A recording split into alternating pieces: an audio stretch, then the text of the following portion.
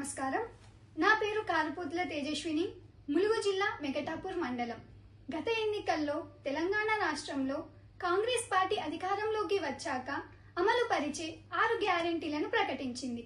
అందులో భాగంగా మా విద్యార్థులకు 5 లక్షల విద్యా భరోసా కార్డు, విద్యార్థినులకు స్కూటీలు ఇస్తామని ప్రస్తుత ముఖ్యమంత్రి రేవంత్ రెడ్డి గారు హామీ ఇచ్చారు. నాడు ఇచ్చిన హామీతో తెలంగాణ విద్యార్థి లోకం గంప గుర్తుగా కాంగ్రెస్ పార్టీకి తమ ఓట్లను వేసి గెలుపునకు కారణమయ్యారు. అధికారంలోకి వచ్చి సంవత్సరం గడిచినా కూడా విద్యార్థి భరోసా కార్డు లేక, ఫీజుల రియంబర్స్మెంట్ లేక విద్యార్థులు నానా అవస్థలు పడుతున్నారు. విద్యార్థినులకు ఇస్తానన్న స్కూటీల హామీ అటకెక్కింది. ముఖ్యమంత్రి గారు, మీరు ఇప్పటికైనా స్పందించి విద్యార్థులకు ఇచ్చిన హామీలను నెరవేర్చి మాట నిలుపుకోవాలని విద్యార్థులు కోరుతున్నారు.